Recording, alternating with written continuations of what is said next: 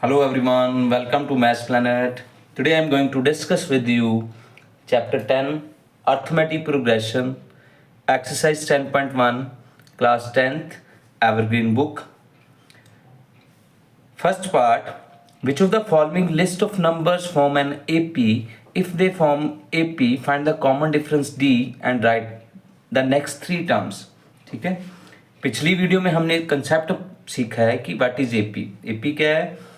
जिन terms का common difference same है date is called AP. ठीक है, तो उन्होंने हमें ये पूछा है कि आपको टर्म्स गिवन है, आप इसका फर्स्ट टर्म पता करो, कॉमन डिफरेंस पता करो और नेक्स्ट थ्री टर्म्स पता करो. ठीक है, 5, 15, 25, 35, 45 हमें टर्म्स गिवन है. फर्स्ट टर्म आपको कल भी बताई थी कि जो भी फर्स्ट नंबर होगा that year first term means A. Common difference कैसे फाइंड करना है? T2 minus T1, 15 minus 5, 10. Okay, तो आप चेक कर सकते हो कि is it AP. 25 minus 15, 10. 35 minus 25, 10. 45 minus 35, 10. Yes, it is AP because its common difference is same. That means these terms are making AP. So we can say yes, it is AP. तो बाद में क्या काम है कि next three terms कैसे find करनी है. तो बेटे ये फर्स्ट टर्म T1 है, T2, T3, T4, T5 है. We have to write next three. Next three means T6, T7 और T8. T6 को क्या लिखोगे? A plus 5D. अब A plus 5D का क्या कंसेप्ट है?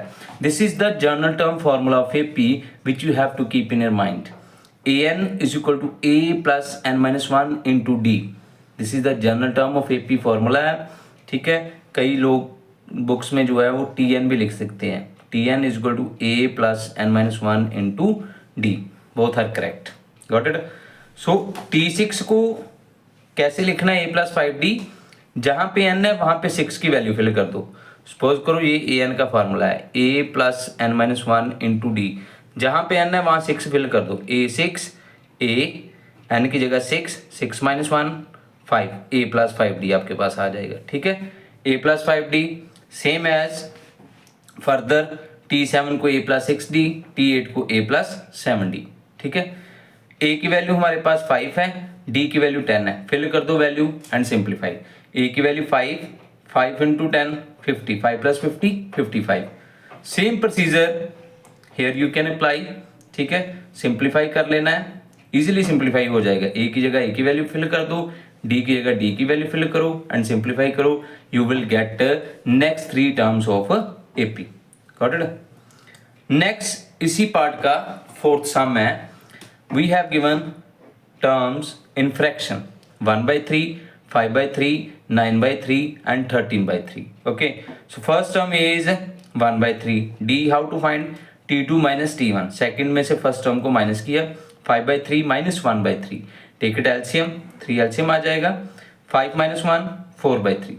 ठीक है, so AN is equal to A plus N minus 1 into D. This is the general term formula of AP. ठीक है, नेक्स्ट थ्री टर्म्स पता करनी है. T4 तक हमें गिवन है. We have to find T5, T6 and T7. तो T5 कैसे फाइंड करोगे? A plus 4D. ठीक है, T6 को क्या लिखोगे? A plus 5D. T7 को कैसे लिखोगे? A plus 6D. लिखने का मेथड मैंने आपको बता दिया कि कैसे लिखना है. जो आपको n की वैल्यू फिल है वो आप इस जनरल टर्म में फिल कर दो, आपके पास ये टर्म बन जाएगी. ठीक है, अगर 6 है तो n की जगह 6 फिल कर दो. 6 माइनस 1, 5D. 7 है तो 7 फिल कर दो. 7 minus 1, 6D. Got it? A की जगह पे A की वैल्यू बेटे फिल करो. Plus 4 into D. D की वैल्यू क्या है आपके पास? 4 by 3. 4 4 जा 16. 1 by 3 plus 16 by 3. Take it LCM. LCM 3 है. 1 plus 16, 17 by 3. This is the T5. Same as T6. ऐसे वैल्यू फाइंड करनी है. आप इसे 21 by 3 रहने दो और 7 कर दो कटिंग करके. ठीक है, as you wish. And third term भी ऐसे फाइंड करनी है. सिंप्लीफाई करो, वैल्यू फिल कर दो. You will get next three terms. Okay, this is your answer. Next three terms जो है वो एपी की कौन कौन सी है?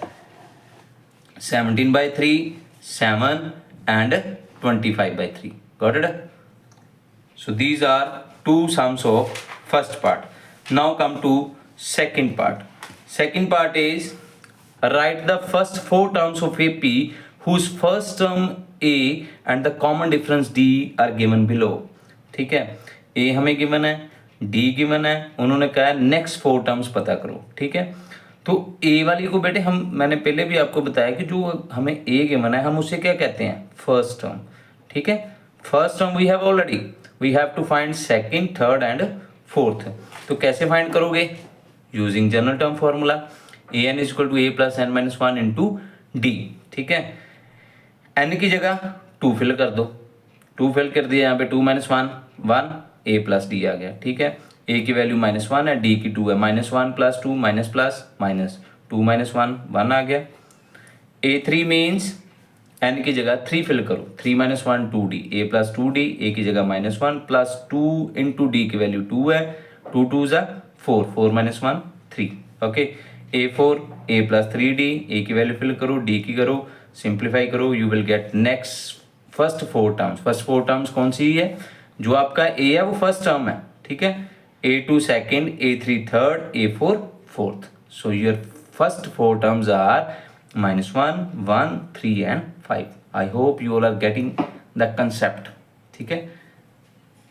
Now come to third sum. Third sum we have given in statement, find the nth term of AP 5 11 17 and 23, using it find its 11th term and 21st term, okay।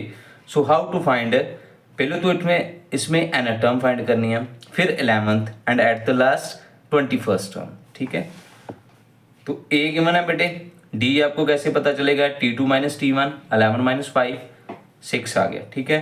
उन्होंने कहा है nth टर्म पता करो। nth term पता करने के लिए क्या करना है, ए एन का फॉर्मूला लिखो, ठीक है। ए की वैल्यू फिल कर दो, डी की कर दो, एन एज इट ही रहेगा। Simplify, 6 × n 6n, 6 × 1 -6, 5 - 6 -1 -1 + 6n, this is your nth term, और यू कैन से Tn और an, ठीक है। नाउ उन्होंने कहा है 11 टर्म। 11 टर्म का मतलब क्या है, A11 और T11। T11 means A + 10D, एक टर्म पिछली लिखोगे। कैसे लिखना है वो आपको रूल बता दिया गया है कि फॉर्मूले में वैल्यू फिल करो, you will get this one, ठीक है। n की जगह आपने 11 फिल करना है, 11 - 1 10, A + 10D आ गया, A की वैल्यू फिल कर दो, D की करो and get your answer 5 + 60 65, this year A11 और T11। Now next is 21st term. 21st term को क्या लिखोगे, A21 और T21, ओके। सो A21 और T21, n की जगह 21 फिल कर दो, A + 20D आ गया, A की वैल्यू उसके साथ D की वैल्यू, ठीक है। 5 + 120 125, okay. This is A11, this is A21, so this is third सम, ठीक है। सो 3 सम मैंने आपको इस वीडियो में करवाए हैं। I hope you got it. So thank you so much for watching this video. Subscribe, share, like and comment on Maths Planet. Keep spotting.